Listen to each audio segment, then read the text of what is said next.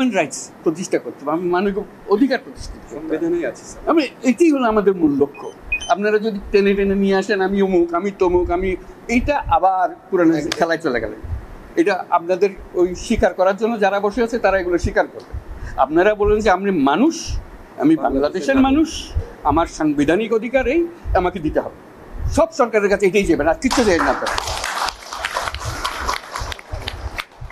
আমরা, আমার সঙ্গে অনেকের পরিচয় আছে, আজকে নতুন পরিচয় নিয়ে আমাকে আজকে দেখেননি আপনারা। আমরা যখন শুরু করি আমাদের কাজ, গ্রামীণ ব্যাংকের কাজ, আমরা গরিব মেয়েদের নিয়ে কাজ শুরু করেছি।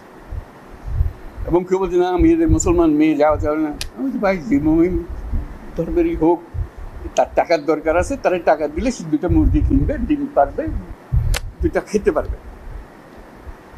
পাশের পাড়া হলো হিন্দু পাড়া,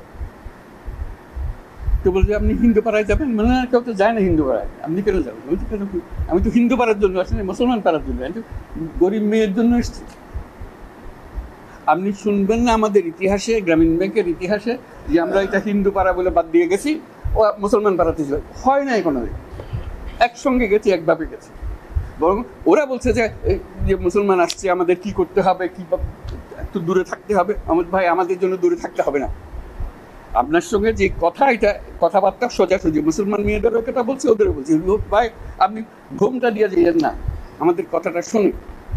একই কথা, যেটা তার অধিকার, অধিকারকে প্রতিষ্ঠিত করে আমাদের মূল কাজটার মধ্যে যেতে হবে।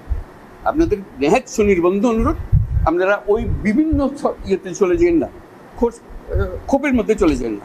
এই ক্ষোভ হলে এই ক্ষোভের মধ্যে মারামারি কারাগারি লেগে যাবে।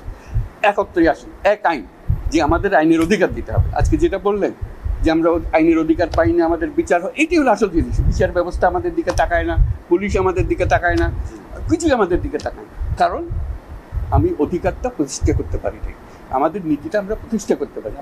আমরা যে প্রাতিষ্ঠানিক আয়োজন করেছি, এটা বায়াস একটা। আপনি যত কিছুই বলেন, ওই একটা ক্ষোভ করতে আরম্ভ করবেন, তারা মজা পেয়ে যাবে। ওই মজার খেলাতে আর আমাদেরকে নিয়ে যাবেন না।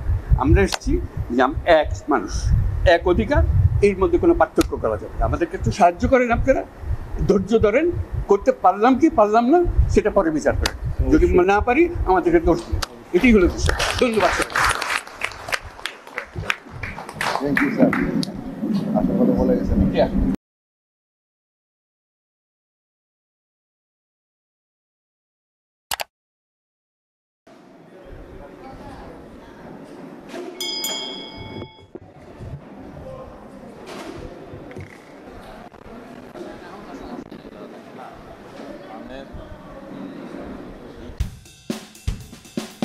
Amen.